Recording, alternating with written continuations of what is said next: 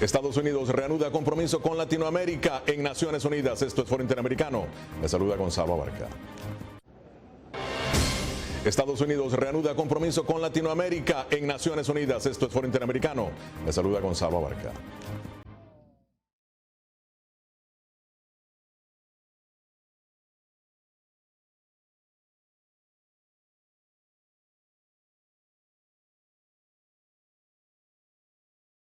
Estados Unidos reveló su nueva visión del mundo en la 72ª Asamblea General de Naciones Unidas. Una palabra consagra ahora su política exterior: soberanía. Mientras se lleva a cabo la reunión, México fue azotado por un devastador terremoto que ha dejado decenas de muertos, barrios en ruinas y comunidades enteras incomunicadas. Celia Mendoza se encuentra en México, en medio de los escombros y el esfuerzo sobrehumano de brigadas de hombres y mujeres que tratan de rescatar a personas aún atrapadas entre los edificios colapsados. Celia, bienvenida. Empezamos. Los rescatistas están en una lucha contra el tiempo, Celia, para encontrar sobrevivientes. ¿Cómo ha sido la coordinación entonces con los grupos de ayuda internacional hasta el momento? Gonzalo, realmente la coordinación ha sido fundamental. En las últimas horas han llegado grupos internacionales. De hecho, sabemos que en este punto en particular donde me encuentro, en la colonia Roma Norte, el día de ayer entraron grupos de Israel así como Estados Unidos. De igual manera, en el área sur de la ciudad, donde hay una escuela colapsada, fue fundamental la entrada de los grupos de Estados Unidos y de sus caninos, los cuales permitieron que se aplazara el uso de maquinaria pesada, ya que para las 6 de la tarde, cuando se cumplían las 72 horas, estarían entrando, pero esta ayuda internacional que ha llegado a los diferentes puntos y que inclusive países como El Salvador, Honduras, Panamá, Colombia, Ecuador han enviado, se han organizado con la Marina, que está a cargo de los operativos de búsqueda y rescate, no solo en la Ciudad de México, pero también en Puebla y en Morelos. Celia, cadenas humanas pasan alimentos, cobijas, remueven escombros. Háblanos de la acción civil versus la acción gubernamental. Realmente vemos que México aprendió muchísimo de 1985 y la comunidad se ha unido, se activó de... Celia Mendoza desde Ciudad de México. La Voz de América continúa brindando información continua sobre México en nuestra página de internet boanoticias.com. Bien, pasamos ahora.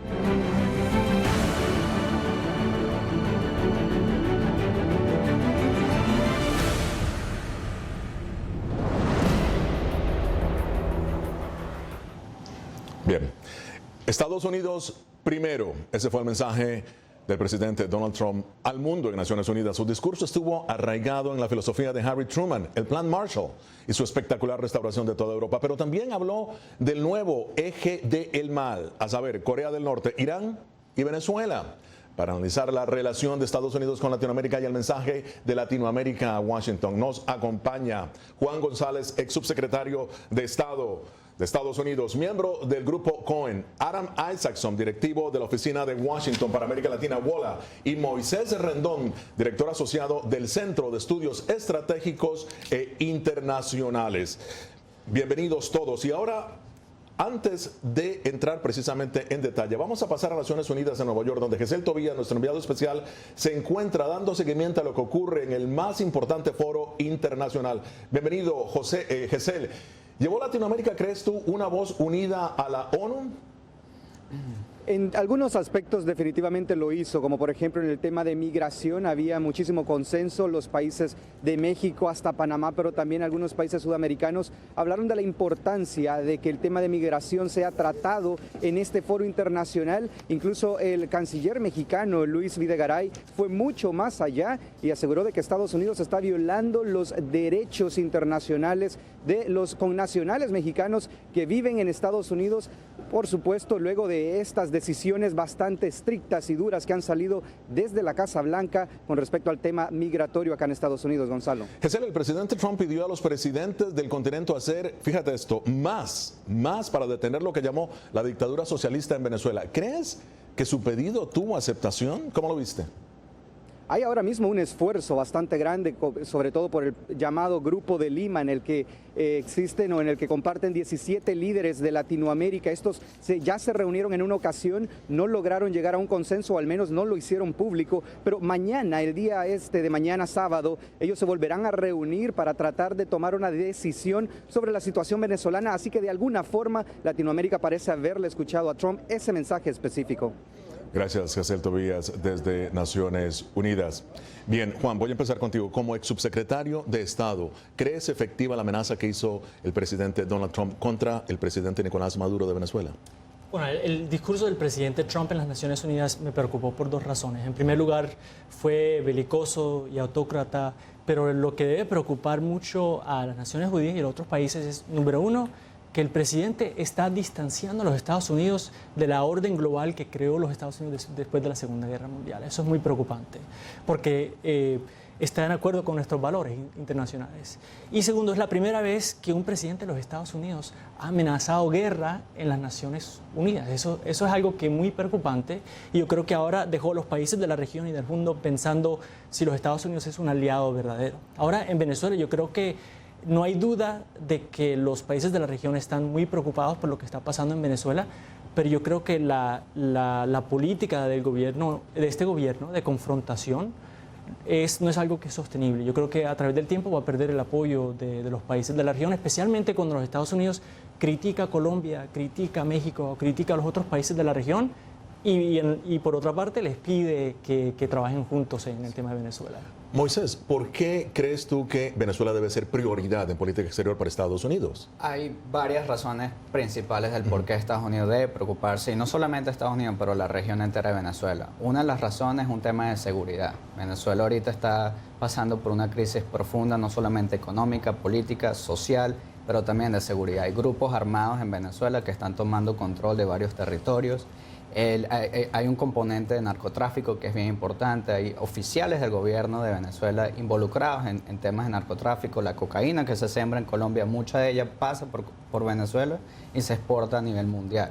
Además está el tema migratorio, ¿no? El tema Eso es un tema muy impactante en toda la región. Completamente. La crisis migratoria que se está viendo en Venezuela impacta a Colombia, impacta a Brasil, impacta a Guyana, impacta a las islas del Caribe y va más allá. O sea, los venezolanos buscando libertad, buscando sustento de vida, se va a toda la región y eso impacta a la región como tal también.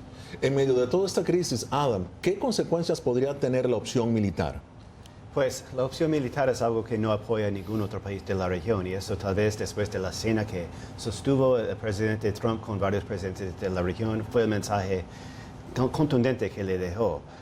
Pero claro, una intervención militar unilateral de Estados Unidos en Venezuela es bastante impensable en este momento, a pesar de la crisis humanitaria. La idea de una acción unilateral de Estados Unidos, por ejemplo, para derrocar a Maduro. Sí, un cambio de gobierno. Sí, nadie ni siquiera ha pensado en qué pasaría el día siguiente. Una vez que uno se apodera de Venezuela, ¿qué pasa? Sería igual de Irak. Entonces, pero no es algo que se escucha discutiendo de manera seria ni en foros estadounidenses ni regionales. Y esto, Juan, a pesar de que el presidente ha dicho de que hay que hacer más, no hay una implicación de que la opción militar está también considerándose. Cualquier presidente tiene que considerar todas las opciones, aunque sea no posibles usarlas, pero que el presidente hable de la posibilidad de una intervención militar en Venezuela es algo que ni la misma posición venezolana la quiere, y lo que hace es le da vida al gobierno del presidente Nicolás Maduro y comienza a cerrar la apertura para una salida de esta democrática. Y eso es un problema. Yo creo que lo que va a estar pasando, especialmente mientras los Estados Unidos entra en conflicto con México, con otros países de la región, lo que va a pasar es los Estados Unidos van a comenzar a perder el apoyo multilateral para tratar de avanzar una solución en Venezuela. Muy bien, Estados Unidos y América Latina, ¿más unidos o distanciados después de la Asamblea de Naciones Unidas? Damos la bienvenida a nuestros seguidores en Facebook Live. Participe con sus preguntas. Esto es Foro Interamericano. Ya regresamos.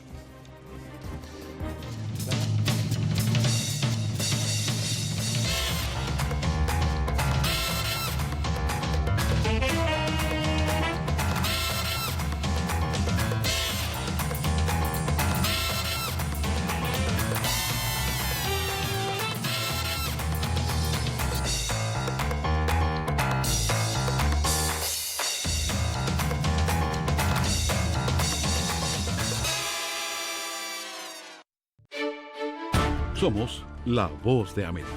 La población hispana está dividida en cuanto a la regularización de la marihuana se refiere. Que de cada 5 personas, una es latina o tiene raíces hispanas. Ser parte de la historia de cómo se hace esta sucesión de poder en Estados Unidos. Información balanceada y objetiva. Que los derechos de esta comunidad serán reivindicados. Entérese de lo que sucede en Estados Unidos, América Latina y el mundo en un solo lugar. boanoticias.com.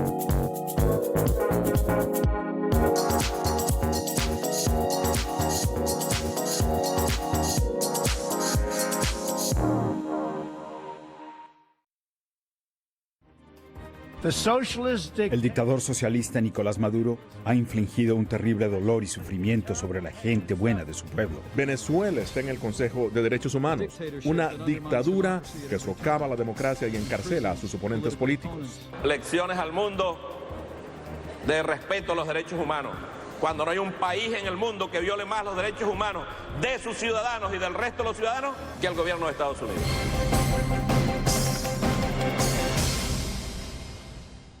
Duelo de palabras era el presidente Donald Trump, el vicepresidente Mike Pence y Diosdado Cabello, dirigente oficialista y diputado de Venezuela. El análisis aquí y ahora. Empezamos. Juan González, ex subsecretario de Estado de Estados Unidos, miembro del Grupo Cohen. Adam Isaacson, directivo de la Oficina de Washington para América Latina, WOLA. Y Moisés Rendón, director asociado del Centro de Estudios Estratégicos e Internacionales.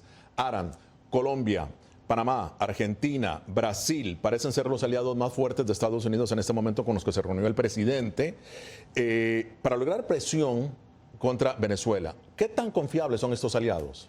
Creo que son confiables si la presión es diplomática y si la presión es a nivel de palabras, tal vez algunos de ellos también contemplarían algunas sanciones y sanciones multilaterales siempre serían más eficaces que sanciones unilaterales. Tal vez a través de, no sé, de la OEA o actuando en bloque y probablemente llevarían otros países que han sido bastante fuertes también en su lenguaje. Pienso en Perú, por ejemplo, y México.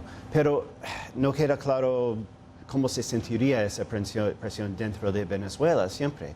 También hay un esfuerzo de diálogo otra vez que se está hablando de algo pasando en la República Dominicana que puede tal vez matizar un poco esa presión sobre Venezuela, pero sobre las demandas de libertad de presos políticos, de hacer elecciones limpias en el futuro cercano y dejar que llegue más ayuda humanitaria. Esa presión muy enfocada puede ayudar. Presión militar no va a haber nada de apoyo. Moisés, el diálogo que se está estableciendo ahora, ¿cómo lo ves? ¿Qué lectura le das? No es un diálogo que pueda ayudar a resolver ahorita la crisis. No puede ayudar. No, el diálogo que se está tomando en República Dominicana tiene un rechazo fundamental de toda la gente en Venezuela. Es por ello que la MUD y el liderazgo de la oposición también está perdiendo credibilidad, está perdiendo autoridad y estamos viendo un rechazo bien directo de la gente de Venezuela. Y el punto de quiebre fue la implementación de la Asamblea Constituyente que se dio a finales de julio, ¿no? En Venezuela no solamente es una dictadura, sino es un Estado autoritario que está implementando leyes que van en contra de la Constitución, derechos individuales, derechos civiles, y eso no va a parar hasta que se desmantele esta Asamblea Constituyente ilegítima. Es por ello que un diálogo que no sea para desmantelar una Asamblea Constituyente o para llevar unas elecciones libres con un CNE, con miembros del CNE independientes, no puede haber diálogo que pueda traer frutos. Juan, tú como exdiplomático del Departamento de Estado, ¿este diálogo es una farsa o no? Es una farsa sin la sin la presencia de medidas de confianza por parte del gobierno venezolano, porque lo que ha pasado, yo creo que una de las razones por que el pueblo venezolano ha bajado el apoyo por el diálogo es que desde el 2013 el gobierno de Maduro lleva usando el diálogo para demorar cualquier acción por parte de la oposición. Entonces, si el gobierno de veras tuviese seriedad en cuanto a traer un diálogo real, debería tomar unas medidas para demostrar o para dar confianza, soltar todos los presos prisioneros, de controlar a las fuerzas paramilitares en el país. Ciertas cosas que le asegurarían al pueblo venezolano que están serios, pero en este momento no lo están y eso es preocupante. Ok. Ahora, Aram, el presidente mencionó 21 veces mencionó el término soberanía, un concepto que se creó obviamente en el escenario del mundo. Pero fíjate, vamos a ver ahora que Colombia llegó con un mensaje monolítico a la ONU, que es la difícil reconstrucción de la paz nacional en el posconflicto y el éxito logrado con las FARC, dijo Santos. El presidente salió, sin embargo, al paso de las críticas de Washington de que Bogotá ha descuidado la lucha contra las drogas. Veamos. Es hora de aceptar con realismo que mientras haya consumo, habrá oferta y que el consumo no se va a acabar. No se trata de manera simplista de señalar quién es el único responsable. Todos lo somos, bajo el principio de la responsabilidad común y compartida. Juan, Aram, el Premio Nobel de la Paz, Juan Manuel Santos. ¿Qué te pareció su discurso? ¿Crees que Colombia se salió de la lucha contra las drogas para enfocarse en el tema de las FARC? No lo creo. Creo que sí hubo tal vez 1 o 2 años de distracción o de falta de enfoque en la parte dura de la estrategia, pues también la parte suave. Pero ahora Colombia tiene un plan. No es el plan perfecto, puedo ahondar en los defectos, pero tiene un plan para acabar con 100,000 hectáreas de coca en este año. Estados Unidos está apoyándolo a medios. Y mientras tanto, escogió la semana pasada en su informe anual de certificación de la lucha antidrogas decir, bueno, es bastante válido expresar preocupación por el gran aumento de los cultivos en Colombia, pero lo que hizo fue decir que casi en la Casa Blanca decidimos meter a Colombia en la misma olla que Venezuela en cuanto a su empeño en la lucha antidrogas. Como ya usted no es socio, es parte del problema. Y ese mensaje cayó muy mal en Colombia. Colombia es un país que ha dado tantas muertes y tantos millones y millones de dólares a esa lucha. Y realmente creo que ha debilitado la voluntad de seguir en la estrategia dictada por Washington. Claro. Moisés, precisamente ese mensaje, lo que está hablando Aram. El presidente Santos también dijo que se requiere de nuevos enfoques y nuevas estrategias. ¿Está entonces el enfoque de Estados Unidos errado en el tema de Colombia? No, yo creo que Estados Unidos tiene una posición lógica con Colombia. Ahora, cualquier tema que se trate con Colombia tiene que involucrar a Venezuela, porque la crisis interna en Venezuela está afectando la frontera, que es una de las más largas, por cierto, que Colombia tiene y una de las más movidas, ¿no? Hay un comercio bilateral bien importante. Hay desafíos importantes en la implementación de la paz en Colombia. Uno de ellos es la creación y el fortalecimiento de las instituciones. Hay grupos como Bakrin que van a tomar posesiones de territorios y ya lo están haciendo. Esto es una implementación, un plan de implementación que tiene que ser visto de una manera cohesiva. Hay actores internacionales que tienen que estar involucrados y que lo están. Y yo creo que hay que ver hay que dar el tiempo a ver qué pero sí. Moisés, a la vez es el colmo. Yo creo que estamos de acuerdo que se debe hablar sobre el incremento de la cultivación de la coca, pero es el colmo que después de todas las vidas que ha sacrificado el pueblo colombiano y el compromiso que ha tenido Colombia en este ámbito, que los Estados Unidos, como dijo Aram, trata de ponerlos en la misma categoría que Venezuela y Bolivia. Los colombianos, no hay país que tenga más compromiso en contra de la cultivación de coca que Colombia, y la diferencia sobre la metodología. Los colombianos no quieren usar erradicación aérea, quieren hacerlo de forma voluntaria y sostenible. Tomará un tiempo para llegar a ese momento, pero yo creo que ellos entienden que tienen que demostrar resultados, porque ellos saben que la coca es leña al fuego de la violencia en el país. Entonces, estamos en un mundo que cuando lo combinas con el discurso del presidente de las Naciones Unidas, donde estamos en un mundo donde no existen aliados. No existen aliados, sino intereses. Entonces, Colombia, los Estados Unidos y otros países van a colaborar en cuanto a sus intereses encajen, pero yo creo que el mensaje que le está dando el presidente de la región es que ellos tienen que buscar otros aliados para diversificar sus prioridades nacionales. ¿Estás de acuerdo, Adam? Estoy muy de acuerdo. Y el interés en esto para Estados Unidos es más de la política doméstica. Estados Unidos está experimentando un momento récord en números de muertes de sobredosis por el uso de la droga en Estados Unidos. No de la cocaína, los opioides más que nada, pero esto todo se confunde en la opinión pública aquí. Entonces, sea un incremento en la oferta de cocaína, por esas razones domésticas van a darle duro a Colombia, pero dándole duro a Colombia, dañan sus otros objetivos en América Latina. Muy bien. Bueno, si nos sigues en Facebook Live, envíanos tus preguntas. ¿Hizo bien el presidente Donald Trump en fustigar a Venezuela en la Asamblea de la ONU? Esto es Foro Interamericano de la Voz de América. Nadie lo hace mejor. Ya regresamos.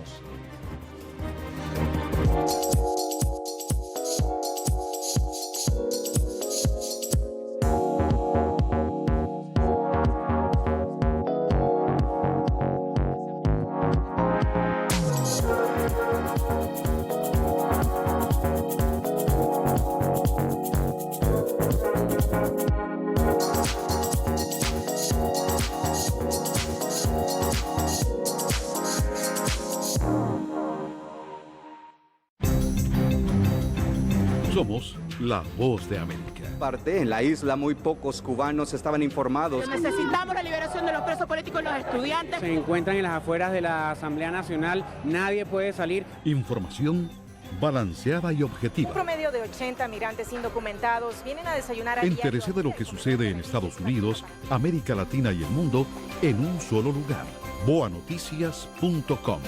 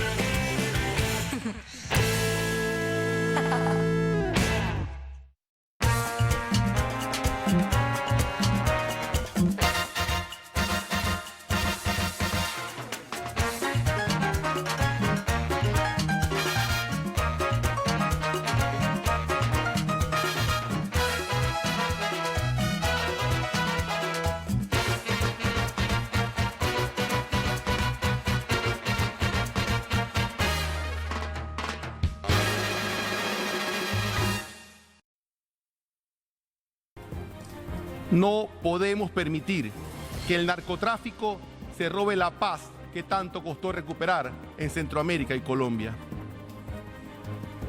El narcotráfico condena la pobreza a los pueblos, afecta el presupuesto del Estado, obliga a invertir recursos en seguridad en lugar de destinarlos a educación, salud, vivienda y transporte. Desafía la autoridad de los gobiernos y mina la lealtad que deben al Estado, quienes están obligados a obedecer y hacer cumplir las leyes.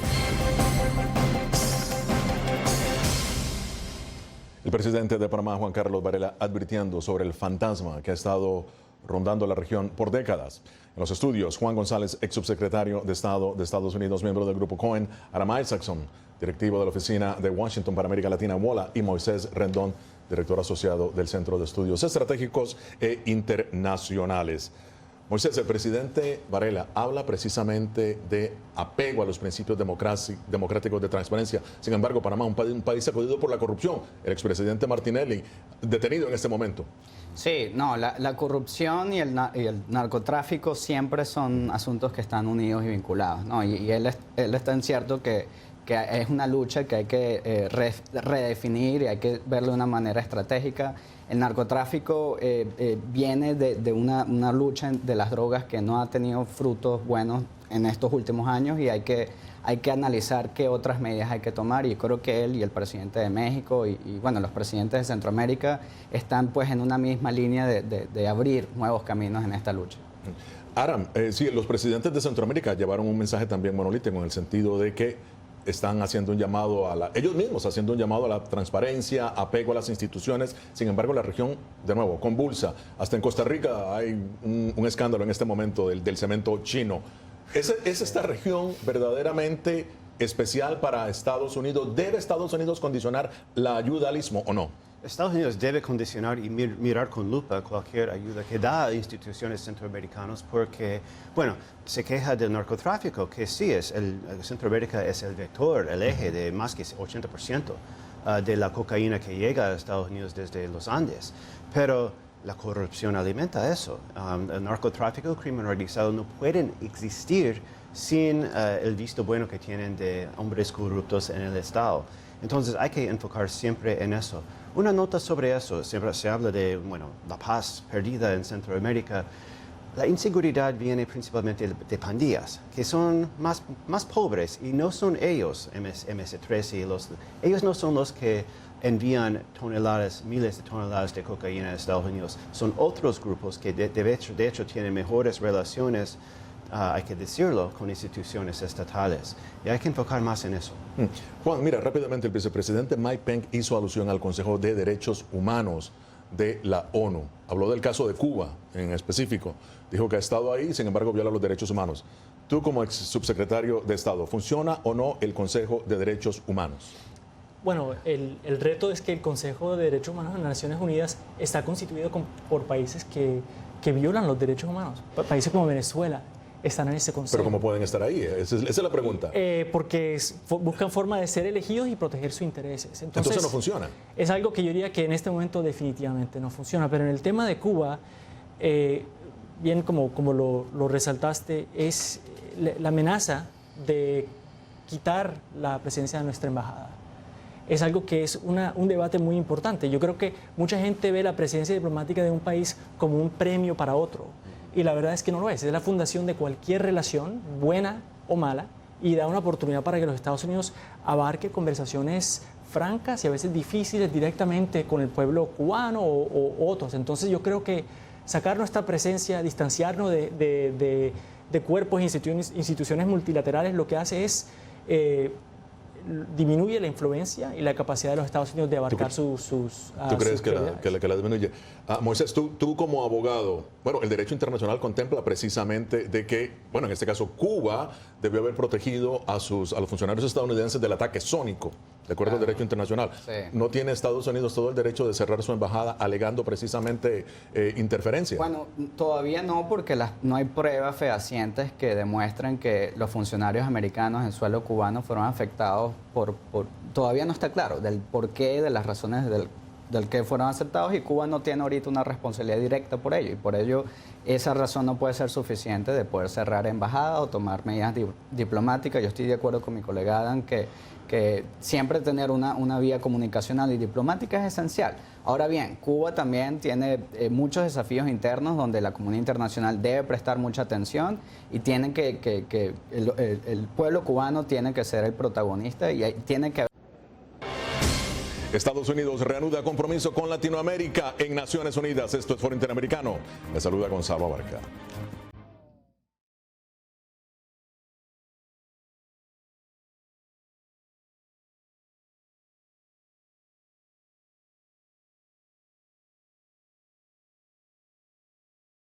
Estados Unidos reveló su nueva visión del mundo en la 72ª Asamblea General de Naciones Unidas. Una palabra consagra ahora su política exterior: soberanía.